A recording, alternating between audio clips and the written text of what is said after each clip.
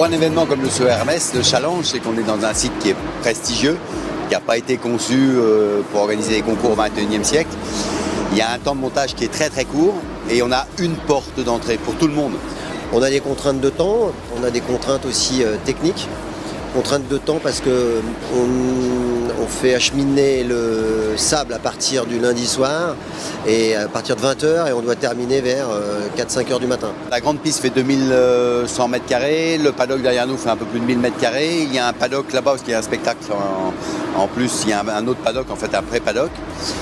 Il y a en tout 3800 mètres carrés, ce qui représente environ 1200 tonnes de matériaux, soit 40 rotations de semi-remorques. Le sol fait toujours partie des choses, je dirais, les plus importantes d'un concours. On est vraiment hyper vigilant avec ça parce que voilà, on a tellement de concours aujourd'hui qu'on préfère ne pas sauter plutôt que de risquer une blessure à cause d'un sol qui est moyen.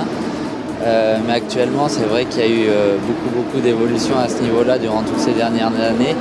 Et tous les sols, quasiment dans tous les concours de ce niveau-là, sont vraiment de qualité incroyable. Et il y a vraiment, en général, peu de risques à rencontrer un problème. Le premier critère, on est obligé de travailler avec un prestataire qui est fiable. Tant au niveau de la qualité de la piste, mais ça évidemment ça tombe sous le sens qu'on a un concours 5 étoiles pour le Saut Hermès, mais également je dirais sur la qualité de la prestation puisque notre montage est pratiquement fait en termes de structure de tribune, en termes de qualité d'organisation, puisqu'on va mouiller la piste.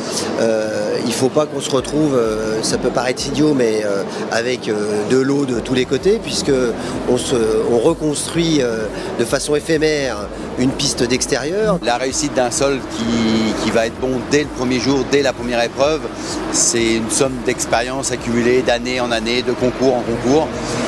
C'est vrai que plus on en fait, plus cette expérience-là nous permet d'être pointu pour avoir un sol de compétition parfait dès le premier jour. Alors après, c'est une juste alchimie entre sa mise en place, le compactage, l'arrosage, juste ce qu'il faut. On regarde déjà la fermeté du sol, savoir si ça glisse pas, si c'est pas trop profond, si ça répond bien, si les chevaux vont pas avoir un problème ou une surprise dans la battue d'appel.